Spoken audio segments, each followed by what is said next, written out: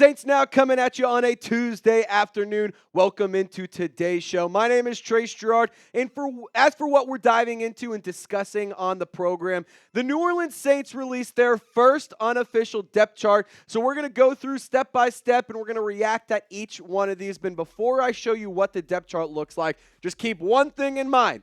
This is an unofficial depth chart. It's a depth chart leading up to the preseason Week 1 matchup against the Cardinals. So a lot is going to change and a lot should change, but here is the depth chart. Now, obviously, it's kind of hard to read this, so if you need to, take a screenshot, zoom it in, whatever. But we are going to go through step by step and position by position. Just one note I want to make here. Those three red lines you see on your screen, those are injury designations for Juwan Johnson, Tano Passanio, and Nefi Sewell. So, again, if you need to screenshot it, please feel free to do so. I also tweeted it out on my social media pages, so go ahead and check it out if you want to see it again. But let's dive into the Saints roster. And before I go position by position, I need you to grade the team for me. A, B, C, D, or F. It's about to be school season. For those of you who have kids or who are still in school, classes are about to get going. But we're going to get into school today here at Saints Now. Get in the comment section and grade the roster. So here is the quarterback room. No surprising changes yet. I will add this. I do think that Spencer Rattler and Jake Haener have a lot to prove in terms of the QB2 battle. But right now, the coaching staff is rolling with the more veteran player. It's only a season, but the more veteran player in Jake Haener over Rattler. And I will say this, the QB2 battle is far from over. Something to kind of keep in mind is that the last offensive coaching staff is who drafted Jake Haener. The current coaching staff under Clint Kubiak and Andrew Janocko is the regime that drafted Spencer Rattler. So there could be a lot to figure out. It's nothing against Jake Haener. It's nothing against Spencer Rattler. There's just still a lot to figure out. And right now, the main thing for Haener is get back on the field after his cancer procedure, which right now, everything's looking like he will be back ASAP. But we will have you guys notified with more updates as things continue to progress. Now let's dive into the running backs room. Your starting two are Alvin Kamara and Jamal Williams, with Kendre Miller being the RB3, followed by Jordan Mims, James Robinson, the veteran who at one point had an 1,000-yard rushing season, and Jacob Kabodi. And then with the starting fullback, it's actually going to be Adam Prentice, but don't sleep on Xander Horvath because he has been getting a lot of work. He hasn't been present because turns out he actually just had a kid. He's been dealing with some other stuff. Nothing injury-related, just off the field, personal matters, nothing to be concerned about. I do think Horvath could unseat Adam Prentice as he did struggle a lot at times last year with fumbling the ball, with carrying, and not really being much of a pass catcher. Now, I want to add this note to the running back group. Injuries could absolutely decimate the running back unit for New Orleans. If Alvin Kamara goes down, not really jazzed about having Jamal Williams be my running back one. Kendre Miller is already striking an injury-prone title, dare I say. I mean, he's been hurt twice, and he's only been around for 2 off seasons, so it's kind of not ideal right there. But in terms of the fullback position, Adam Prentice, he is going to be your starting fullback, with Xander Horvath making a strong case to eventually unseat him. Again, we got to see how things progress in the preseason, and I think that's one of the fun things about the preseason is the diehard fans get to see all the guys at the bottom of the depth chart or in the middle of the depth chart either fighting for a roster spot or trying to win a position battle. So I think that it's a really exciting battle, not just in terms of the fullbacks, not just in terms of quarterbacks, but across the board. There's going to be a lot of interesting things to watch at training camp. Or not at training camp, at the preseason, excuse me. Subscribe for more Saints videos every single day. We gave you 2 videos yesterday, and we also gave you a short-form video about a Rashid Shaheed kickoff return. It was absolutely electric. But we have news, rumors, live shows, and a whole lot more all throughout the week, all throughout the year, and we do not stop, no matter what time of the season it is. And here's a quick update in our August sub battle. Right now, we're kicking the teeth out of Falcons today, trying to go for 2 months in a row where we win our sub battle. Right now, we're at 83. Those frauds are at 57. So let's keep the steam rolling. Let's stay hot and keep subscribing so we can beat the Falcons. Now, the wide receiver group, I want to say this has a lot of upside. However, again, with the running backs, if injuries start to plague this group, it could be dangerous. I mean, I really like A.T. Perry, but he's been kind of quiet at training camp. Nothing to be concerned about. It just, I expected to hear his name a little bit more. Rashid Shaheed's going to be great dealing with the minor injury, but I think he's going to be phenomenal this season. Equinemius St. Brown has been missing some time, so is Bub Means, but I do think that Cedric Wilson will have a big role. And on top of that, don't sleep on Marquez Callaway and Mason Tipton to make this roster. And I will add that the wide receivers and the upside of that unit is absolutely nuts. Chris Olave is a proven 1,000-yard receiver. He's only been done it twice, but he's only been in the league twice for 2 seasons. Rashid Shaheed, I really do believe he could be one of the best wide receiver 2s in the National Football League. Dare I say he has an 1,000-yard season? Who knows? I will add this, that in terms of the NFL, he was number 2 in yards per target over the past couple of seasons. So Rashid Shaheed with more opportunity could be really, really good. I'm excited about this wide receiver group. I do have my concerns, but I think that there's a lot of upside, and I think there's a lot of high-end talent there. Now, the tight end depth chart is where you start to see a little bit of a surprise here. Dallin Holker listed as tight end 3. Obviously, Juwan Johnson, he had that injury designation. So right now, he's not listed on the tight end depth chart outside of an injury. Boston Morrow would take over as tight end 1. Michael Jacobson, tight end 2, who has been impressive at training camp thus far. And then you have a couple other guys on the roster as well. But when it comes to Dallin Holker, I do think that he will inevitably take over as tight end 3. And on top of that, I think with Dallin Holker, he is a player who has just shown how valuable he can be. And the fact that the Saints gave him a lot of guaranteed money as an undrafted free agent, to me says, hey, we like this player. We have faith in this player. And at the end of the day, we're willing to make a small investment on a guy like Dallin Holker. And I think that Holker, he's been doing a lot of really good things at training camp. He's been working with the ones. It's just a matter of him putting together everything, not just as a pass catcher, but as a blocker as well. Now let's get into the trenches, because this is where things really get concerning for me. Lucas Patrick, he unseated Nick Saldiver to be the starting guard. Cesar Ruiz is going to be your starting right guard. But then the 2 tackles, rookie draft pick Taliese Fuaga, and then rookie draft pick from a few years ago, Trevor Penning, who was a first-rounder as well. And then Eric McCoy. We all know what he's capable of. I think he is one of the more underrated centers in the league. Now, I got a few takeaways for the offensive line for you. Lucas Patrick, like I said, he unseated Nick Saldiver, who is dealing with an injury. I honestly expected Saldiver to be a little bit further along and not hurt, to be quite honest. The Saints, if you forgot, traded up to go and get Saldiver with the first pick in day 3 last year in the 2023 draft. So hopefully he's a guy who can make it onto, who can, work out and make it on the roster as a contributor. Kyle Hergel, a UDFA offensive lineman. He was the backup for, I believe it was Cesar Ruiz, and I think that that's really, really good news, because when it comes down to him, he's a UDFA out of Boston College who has been really, really exciting thus far, and I think he has a real opportunity to make this roster, especially at a spot where there's not a lot of high-end depth. Taliese Fuaga, he looks the part. Going to keep it short and sweet for him. He looks stellar. I think he's going to be excellent as a left tackle. Trevor Penning, he needs to build confidence. We're going to talk about that here in a second. But my biggest takeaway is that this offensive line group really makes me nervous. Now, I want to dive into what Trevor Penning said, because over at NOLA.com, Rod Walker had a really, really cool write-up. I highly encourage you to go check it out. And it was discussing Trevor Penning working with Teron Armstead, former Saints legend, as an offensive tackle. He worked with him this offseason and was able to pick his brain, get some coaching, get some advice, and all that kind of stuff. And I think that this quote right here is extremely telling for Trevor Penning. I feel like I'm not afraid to make a mistake. Obviously, you don't want to make mistakes, but I feel like mistakes are how you learn. The previous 2 years, making mistakes kind of bothered me. Now, it's kind of a learning measure.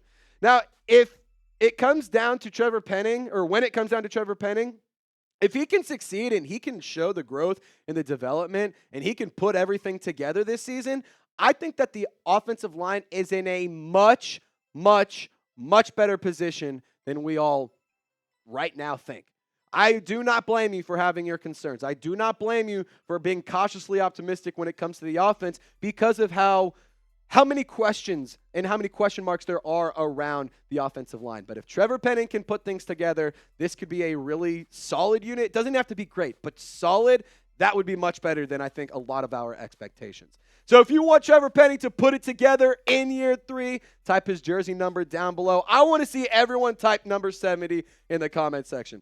Nobody wants to see the Saints waste a first-round pick that they traded up to go and get. I mean, Chris Olave, but nobody wants to see the Saints waste a first-round pick on Trevor Penning. Nobody wants to see this kid absolutely fail.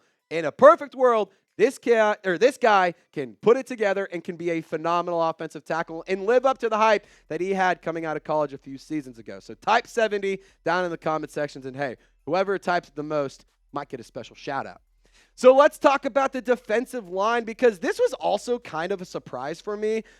They didn't differentiate at the defensive end position whether or not Chase Young or Carl Granderson would be the starting defensive end. And I'm going to keep it real with you. I hate when teams do this. It's so ticky-tacky. It's so lazy. Just pick one. Just pick a player. Because in my opinion, it's hard to take Carl Granderson out of the mix when he led the team in sacks last year. But it's also damn near impossible to not list Chase Young as a starter. So I can understand where they're coming from, but in my opinion, I do believe that it's going to be Chase Young and Carl Granderson as a starting defensive end, Cam Jordan being very, very much so rotated into the mix. And to be quite honest with you guys, I don't think that this defensive line group is exactly what that looks like. You're going to see Cam Jordan line up as a defensive tackle. You're going to see Brian Brzee get extremely active. Colin Saunders and Nathan Shepard, I have very high hopes for those two players in their second season with New Orleans. And to be honest, I'm just excited to see how Dennis Allen rotates this defensive line in different situations and different scenarios. I think different personnels make a lot of sense. And there's no question about it. The Saints have a lot of good players on the defensive line. It's just a matter of scheming them up correctly, playing into their strengths and utilizing them in the correct situations. Now let's take a step back and let's go to the linebacker group, because I think that this is a really, really underrated squad right here. Pete Werner, I want to see him tear things up this season. He's a great tackler, but come on. Let's see you put everything together, and let's be a great linebacker, Pete. Demario Davis, one of the best linebackers in the National Football League. And Willie Gay, I'm excited about him this season. But I do want to add, the Saints did sign Mike Rose out of the UFL as a recent roster move. He is now a part of the Saints depth chart, so we'll see if he ends up making the roster. I doubt he does, but when you have guys like Jalen Ford, who you drafted this season, or this past NFL draft, you have Khaleke Hudson, who you signed. I think it's going to be an uphill battle for Rose. But I want to talk about Willie Gay, because I think he is one of the most, if not the most underrated addition that the New Orleans Saints, or any team for that matter, made this offseason. Willie Gay plays with a lot of energy. He plays with a lot of confidence. He plays with a very high motor, a ton of speed, and a lot of athleticism. And I think that that is exactly what the Saints were missing with Zach Bond, because he was more of a pass rusher. The Saints should have let Zach Bond stick his hand in the dirt and rush the passer. But with Willie Gay, he's won multiple Super Bowls. He knows how to do these kind of things at a high level. I think that the Saints got a big-time steal at a very affordable cost in Willie Gay. I got a lot to discuss in just a few more minutes, but I got to take a quick second to say thank you to Game Time for sponsoring today's show. And if you're like me and you like going to live events such as concerts, comedy shows, and sports, you have to check out the Game Time app. With killer last-minute deals, all-in prices, and views from your seat, and their lowest price guarantee, Game Time takes the guesswork out of buying MLB tickets. When you download the Game Time app and create an account and use code CHATSPORTS, you will get $20 off your first purchase. Use those savings to go watch LSU take on USC in Las Vegas, or you can use these savings to buy yourself tickets to any MLB, any MLB game, any concert, any comedy show, or any live event in your area if you aren't in the New Orleans city. There's all sorts of fun live events going on across the country, and I know that Saints fans are spread out from sea to shining sea. So if you want to save $20 off your first purchase, download the Game Time app and redeem code CHATSPORTS. Terms apply. One more time. Create an account, redeem code CHATSPORTS for $20 off. All that information is in the comment section and description of this video. Let's dive into the defensive backs. And in my opinion, this is the best defensive back unit in the league. Like, I can sit here and listen to arguments. I can listen to somebody try and convince me otherwise. But at the end of the day, every single one of these starters would be a starter at any single team across the league. Hell, I would even argue that some of these backups could take over as starting positions in the league. Marshawn Lattimore is one of the best corners in the league when he's healthy. Dealing with a hip flexor injury, but he is one of the best when he's healthy. Paulson Adebo, I hope to God that the Saints can find a way to keep him around in the long term. Jordan Howden, he is a starter next to Tyrann Mathieu. Going to dive into that in a second. But Alontae Taylor being the starter at the slot nickel or slot cornerback position with Ugo Amadi backing him up. Now let's talk about the defensive back takeaways here. Like I said, Jordan Howden next to Tyrann Mathieu. You know, traditionally, it's interesting to see traditionally, teams like to lean into the vets and put them as the starter over the younger player, but I think that's just a testament to how far Jordan Howden has come thus far. He is the starter. He is above Jonathan Abram, which I think is going to be an excellent tandem between Jordan Howden and Tyrann Mathieu. I'm still team sign Justin Simmons, but hey, I think this is a really, really good sign.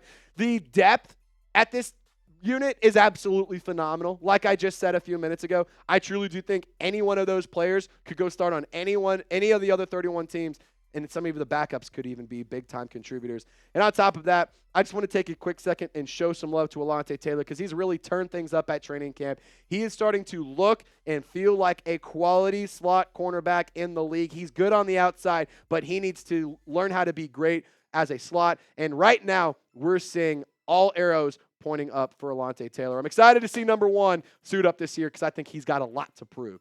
Now, special teams, special plays, special players. These guys, you know, it's kind of actually an interesting group right here. So Lou Hedley, he's the starting punter. Blake Grupe, the starting kicker. Zach Wood, no changes to long snapper there. He is your long snapper. Wouldn't it be crazy if the Saints made a long snapper trade or something like that? That would be nuts. Anyway, long story short, Rashid Shaheed is going to be your starting return man. But don't forget that with kick returns, you get two players back. So Jamal Williams being the backup kick returner, oh boy, we got some takeaways to discuss. The kicker competition is very, very close. Dennis Allen saying in the most recent press conferences and the most recent practices that right now there is no there is no true leader in the kicker competition. It's very even. They're both being inconsistent. They're both showing strong legs. It's just a matter of who can be more consistent, in my opinion. I also want to add this. Jamal Williams as a kick returner, I think is going to be extremely exciting. And then Mason Tipton is really proving his worth. He's the backup punt returner behind Rashid Shaheed. I truly do think Mason Tipton has done enough to earn himself a spot on the roster. It's just a matter of staying consistent and locking in that spot very firmly. Now, let's talk about the kickoff rule here because I think Rashid Shaheed is going to absolutely cook. He's going to look like Gordon Ramsay out there, chefing things up in the kickoff rule. But really quick, you see the return zone or the landing zone right there. So you see two players, one, my hand gets cut off, one over here and then one a little bit closer down to the 10-yard marker. So one of those, in theory, would be Rashid Shaheed. The other, in theory, could be Jamal Williams. And I can understand the people who are like, I don't like Jamal Williams. I don't think he's a great running back. But I can't sit here and say this. He is a bowling ball. And when we saw the new kickoff rule in action at the Hall of Fame game, it was pretty apparent. You get past one wave. I got to figure out how to do this. One wave of players, you're taking this to the house. So with speed and with the bowling ball, you get the boom, you get the zoom. I think it's an excellent, excellent kick return group. And on top of that, don't count out Taysom Hill or Alvin Kamara returning kickoffs in late game situations. I think it's going to be a really fun thing to see, and I absolutely think Rashid Shaheed is going to cook the NFL this year. So sound out for me, Saints fans. Predict the record for New Orleans this season down in the comment section. I can't wait to see what you have to say. And if you made it to the end of the video, don't forget to hit that sub button. Y'all stay golden. We'll see you next time.